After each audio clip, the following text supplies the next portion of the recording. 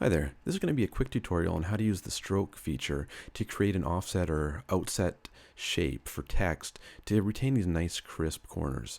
You can see a lot of people have tried the offset or the outset command on text, and with a font like this you lose the nice crisp corners on your enlarged shape. You get these rounded corners, which is great for some applications but not all of them. If you want this crisp corner, the best way that I found to do it to create that is using the stroke command. So let's just slide over to a new part of the canvas, create a text object, pressing T on the keyboard should bring me to my type tool. When Inkscape wakes up, there we go, and I'm going to type test. I'm going to select all of that and change the font to Arial and go back to my select tool. I'm going to actually just make this a little bit larger to start off with. Okay, so to get a stroke around this, what I want to do is I want to select the object. I'm going to shift click on this red color swatch, and there we have the stroke. You see, it's a little thin though. Let's use Control Shift F to bring up our stroke and fill dialog box so we can enlarge this stroke. Let's make this 2 millimeters, and that's pretty good.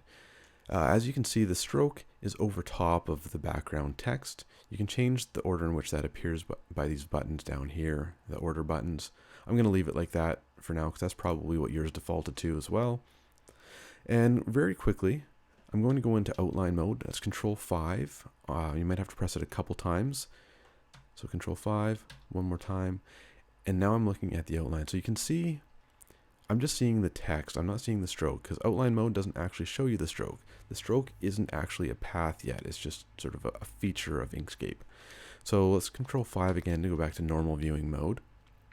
And what I want to do is I want to create a path from this stroke. The easiest way to do this is I'm going to use Control D to duplicate that object, and I'm going to use my Shift and Arrow key to move that up a predetermined amount of time so I can move it exactly back where it came from later. I created a duplicate because I'm going to convert this stroke to a path, and when I do that, it's going to lose the original text part of it, which is the black part. So I'm going to use Control Alt C on the keyboard, which is just the keyboard shortcut for path menu, stroke to path. Now on the original shape, I can click on that and I can shift click this X to turn the stroke off because I now have that enlarged area in the stroke. But one thing you might want to do is you might want to have this stroke filled in as a solid object. For, say, you wanted to do layering, you wanted to have this black layer over top of a solid red layer if you're using a Cricut machine and cutting vinyl decals or something like that. So the best way that I know of how to do that would just be to duplicate this original text again. And I'm going to use Control Shift C to convert that text to a path. I'm going to use my Shift and Arrow key up to align it with that original, or sorry, the converted stroke. I'm going to click and drag around both of those. And first thing actually I need to do is this black text. When I converted the text to a path, it leaves it as a grouped object. So you can see down here in the status, it says group of 4 objects.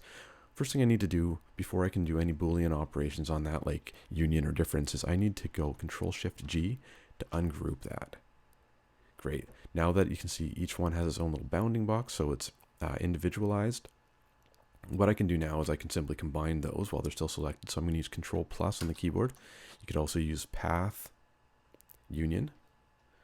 And now I'm going to draw a lasso around the converted stroke and that converted text. With both of those selected, I'm going to use Control plus to union them. And now I have a big solid red background. This text is still text.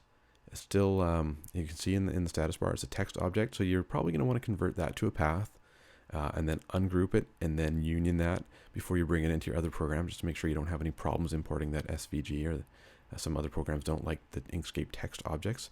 So I'm just going to go Control Shift and C to convert that. It's a group. I'm going to use Control Shift and G to ungroup it, Control plus to union it, and there we have my black text. So I'm just going to move this red text down, Shift and Arrow key down.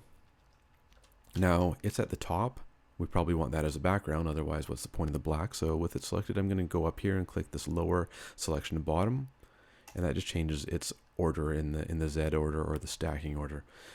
And so there you have it. We have two different paths that you can cut separately and create your stacked layers of whatever you're doing in it, and it's retained those nice crisp corners. So hopefully you found this video helpful, and thanks for watching.